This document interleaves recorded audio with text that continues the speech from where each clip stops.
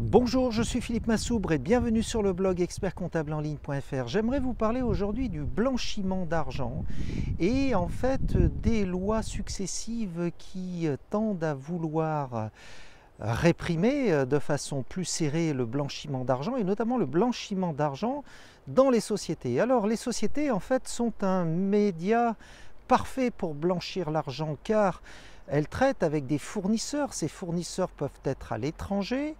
Elles traitent avec des clients, lesquels clients peuvent être à l'étranger, et certains pays sont des pays dans lesquels sévissent des activités de drogue, de terrorisme, de négoce d'armes et autres listes, on va dire, de choses interdites par la loi au niveau international. Alors, le commissaire aux comptes français s'inscrit dans ce cadre.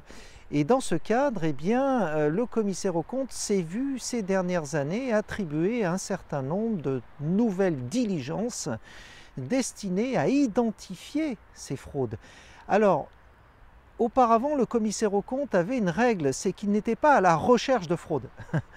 Mais aujourd'hui, la nuance est un petit peu ténue. On ne peut plus vraiment dire que le commissaire aux comptes n'est pas à la recherche de fraude, puisque dans ses diligences, il est censé analyser ce qui caractérise un contexte qui environne en général la fraude.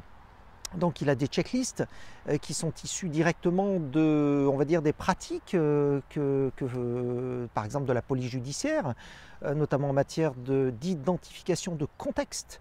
Alors on va chercher à savoir un certain nombre de choses sur l'entreprise en tant que commissaire aux comptes qui ont non pas trait à sa comptabilité à proprement parler, mais à l'environnement autour de l'entreprise, et qui vont avoir pour but d'identifier un contexte propice à la fraude. Alors, dans ce cadre-là, le commissaire aux comptes, dorénavant, on peut dire qu'il est à la recherche de fraude, parce que tout simplement, sa pratique professionnelle le lui demande, l'exige. Alors, que fait le commissaire aux comptes lorsqu'il identifie effectivement une fraude? Eh bien, le commissaire aux comptes, dans ce cas-là, n'a pas le choix, il doit révéler cette fraude au procureur de la République. Alors bien évidemment, il doit le faire avec discernement, il doit le faire dans un cadre bien précis, selon une méthodologie bien précise, mais aussi en appréciant, sur la base de son jugement professionnel et de son expérience, la gravité de la fraude.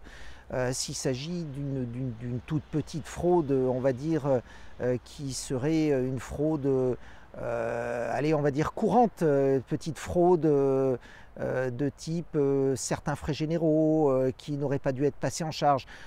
Ça ne nécessite pas véritablement une information au procureur de la République, mais simplement un rappel à l'ordre à ce dirigeant.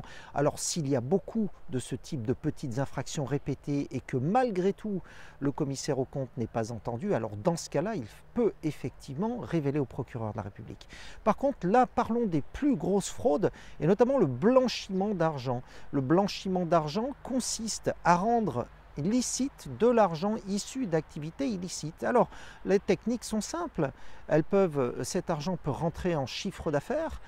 Tout simplement, l'entreprise à ce moment-là sert de blanchisserie.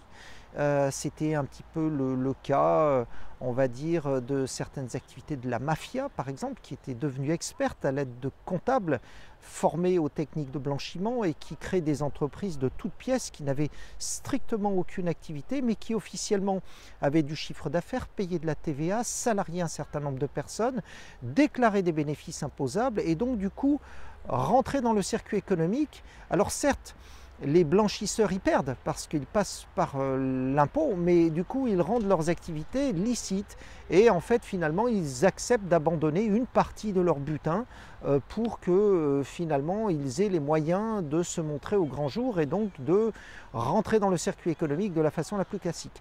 Ces techniques-là sont utilisées par la mafia mais aussi d'autres organisations de même type depuis très longtemps.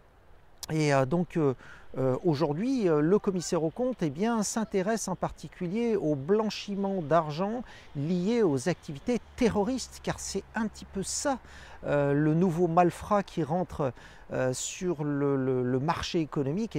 Ce sont les activités terroristes. Les terroristes ont besoin, eux aussi, les organisations terroristes ont besoin aussi de blanchir leur argent et elles le font via des agents économiques qui sont implantés un petit peu partout dans le monde occidental de façon à pouvoir eh bien, disposer de moyens officiels qui n'attirent pas trop l'attention. Et c'est là que le commissaire aux comptes doit être prudent. Donc voilà, c'était Philippe Massouble pour le blog expertcomptableenligne.fr pour vous apporter un petit éclairage sur la notion de blanchiment d'argent. À très bientôt, j'espère. Au revoir.